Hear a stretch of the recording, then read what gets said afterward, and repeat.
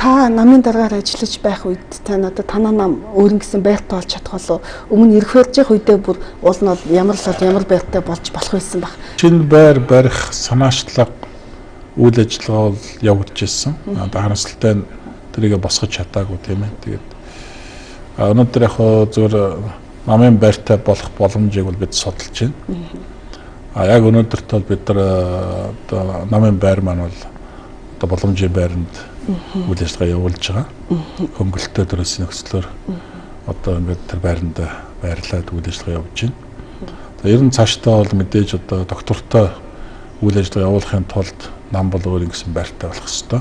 Өнөөдөр нам ардчсан нам байрлаж байгаа байр бол одоо Шонхорт самхаг бид бүгдээ мэдж байгаа. Ардчлалын өргөө тийм. Ардчлалын өргөө гэдэг тийм ярилцээ. Хэрвээ та одоо ямар нэг үеэр намын удирдлагаас ингээд удирдлагыг өгсөн тохиолдолд Шонхорт одоо тэндээс одоо нөөх лах та.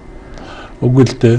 Ер нь бол энэ одоо байгаа намын байрны одоо юу гэдгийг ашиглах гэрээний хугацааг одоо бас нөгөө доктортой өөрийн одоо байр сав бүх юм одоо үйл ажиллагааг доктортой хангах үүднээс энэ ашиглалтын гэрээний хугацааг бол их хурд хугацаагаар хийсэн.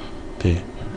Одоо 5 жилийн хугацаатай хийсэн байна. За энэ 5 жилийн дотор бол ямар ч үйл явдал болдог вэ?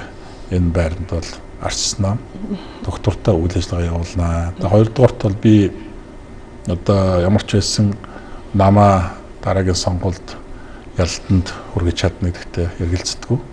Хоёрдугаарт ер нь одоо намын дарга байх хугацаанд арчсан намыг өөрийн гэсэн байртай за Монгол улсын хөгжлийн бодлогыг тодорхойлдог хүчирхэг улс төрийн нам байлгаж чадна гэдэгтээ би өнөөдөр итгэлтэй байна.